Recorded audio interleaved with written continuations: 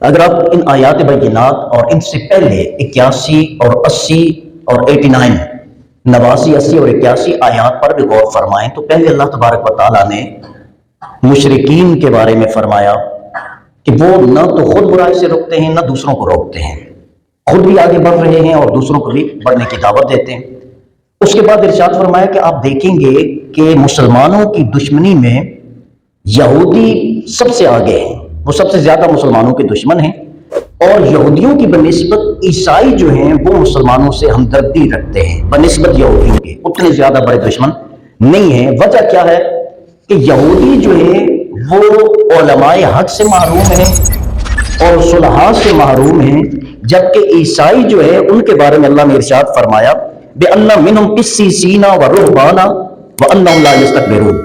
عیسائی جو ہے ان میں ایک تو علماء ہیں، قسیسین علماء ہیں،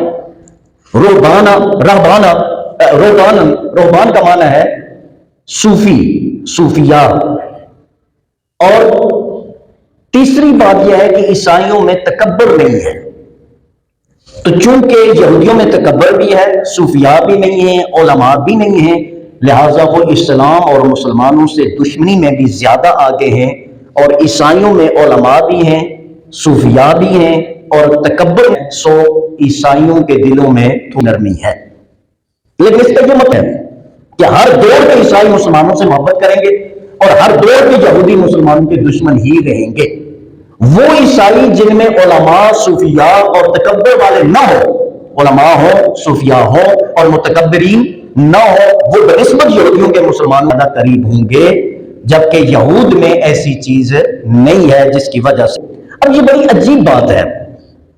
وقت آنے پہ یہودی بھی مسلمان کا دشمن، وقت آنے پہ عیسائی بھی مسلمان کا دشمن، جبکہ یہودی کہتے ہیں کہ ہم موسیٰ علیہ السلام کو اللہ کا نبی مانتے ہیں، توریت کو اللہ کی کتاب مانتے ہیں، ہمارا دین الہامی آسمانی دین ہے۔ عیسائی بھی یہی کہتے ہیں، ہم عیسیٰ علیہ السلام کو اللہ کا نبی مانتے ہیں اور انجیل الہامی کتاب ہے جس پر ہمارا ایمان ہے، اور ہمارا دین بھی کیا ہے؟ الہامی دین ہے۔ اللہ کی توحید کے وحدانیت بھی کسی نہ کسی حوالے سے، جو آپ جانتے ہیں کہ جو اصل یہودی ہیں وہ مشرک نہیں، جو اصل عیسائی ہیں وہ مشرک نہیں، یعنی وہ یہودی جو اللہ کی وحدانیت پر ایمان رکھتے ہیں، توحید پر ایمان رکھتے ہیں، حضرت عزیر علیہ السلام کو اللہ کا نبی مانتے ہیں، اللہ کا بیٹا نعوذ باللہ نہیں مانتے، وہ مشرک نہیں ہیں، مسلمان بھی نہیں ہے، مشرک بھی نہیں ہے، وہ اہل کتاب ہے۔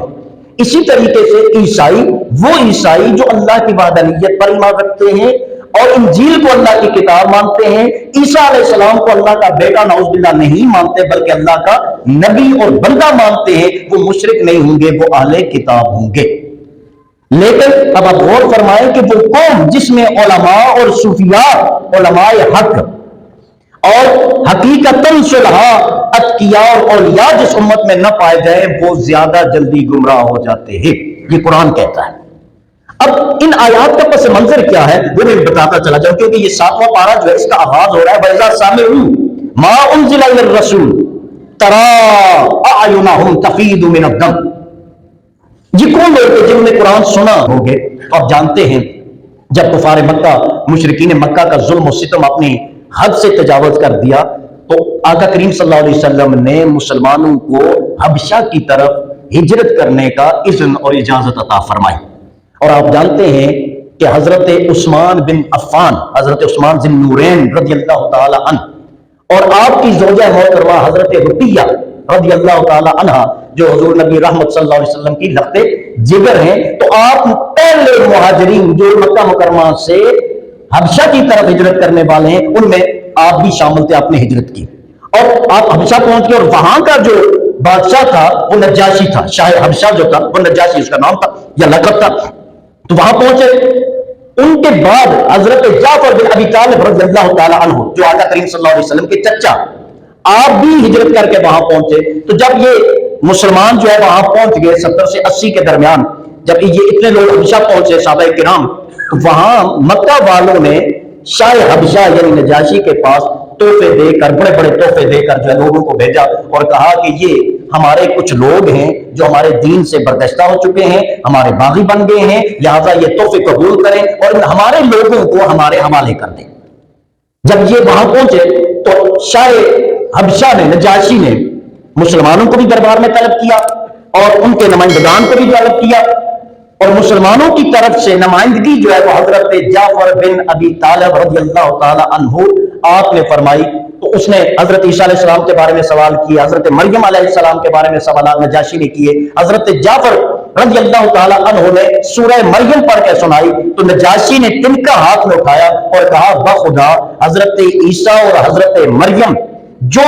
جعفر بن ابی طالب نے بیان کیا، اس سے نہ ایک تنکا کم ہے نہ ایک تنکا زیادہ ہے، جو ہے یہی ہے جو انہوں نے بیان کیا۔ اور جب یہ بات ہوئی تو نجاشی نے ان کے تحائف، کفار مکہ کے تحائف واپس کر دیے اور مسلمانوں کو واپس کرنے سے انکار کر دیا۔ اور آپ حضرات جانتے ہیں بعد میں نجاشی خود بھی مشرف با اسلام ہوا۔ اب جب اس نے بھی اسلام قبول کر لیا تو پھر 70 بندوں کا ایک ڈیلیگیشن، جس میں 62 حبشہ کے لوگ تھے اور 8 شام کے لوگ تھے، وہ نجاشی نے آقا صلی اللہ علیہ وسلم کی بارگاہ میں بھیجے اور ساتھ ایک خط لکھا کہ یا رسول اللہ میں آپ پر اور آپ پر نازل کردہ کتاب یعنی قرآن مجید پر ایمان لاتا ہوں۔ تو یہ آپ ایمان بھی نجاشی نے لائے اور اپنا ایک وفد بھیجا جو 70 افراد پر، بعض روایات میں 80 ہے، بعض میں 40، لیکن اکثر روایات میں یہ ہے کہ 62 حبشہ کے لوگ تھے اور 8 لوگ جو ہے وہ شام کے تھے، اور ٹوٹل یہ ڈیلیگیشن، یہ وفد جو تھا وہ 80 افراد پر مشتمل تھا۔ وہ آقا صلی اللہ علیہ وسلم کی بارگاہ میں یہ جو ہے 70 افراد پر مشتمل یہ جب وفد آقا کی بارگاہ میں پیش ہوا، انہوں نے عرض کی کہ یا رسول اللہ اللہ کا کلام ہمیں سنائیں۔ تو آقا کریم صلی اللہ علیہ وسلم نے سورہ یاسین تلاوت فرمائی، یاسین والقرآن الحکیم انک لمن المرسلین علی صراط مستقیم۔ یہ سورہ یاسین جب پڑھنا شروع کی آقا کریم صلی اللہ علیہ وسلم نے، تو وہ جو حبشہ سے لوگ آئے ہوئے تھے عیسائی جو مسلمان ہو گئے تھے، تو ان کی آنکھوں سے آنسو جاری ہوئے اور اتنے روئے جس کو قرآن نے بیان فرمایا ترا اعینہم تفیض من الدم، آپ دیکھیں گے کہ گویا ان کی آنکھوں سے آنسو نہیں، دم، خون بہ رہا ہے۔ یہ جب بہت زیادہ کوئی گریہ کرے، بہت زیادہ کوئی روئے، تو آپ کہتے ہیں فلاں بندے نے مجھے اتنا ستایا ہے کہ مجھے خون کے آنسو رلا دیا۔ اب وہ حقیقتاً خون کے آنسو روتا کوئی نہیں ہے، خون آنکھوں سے روتے ہوئے جاری عموماً نہیں ہوتا، لیکن مطلب کیا ہے کہ مجھے بہت زیادہ رلایا۔ تو اللہ نے بیان فرمایا ترا، آپ دیکھیں گے، اعینہم، ان کی آنکھوں کو دیکھو گے، تفیض من الدم، کہ ان سے خون بہ رہا ہے،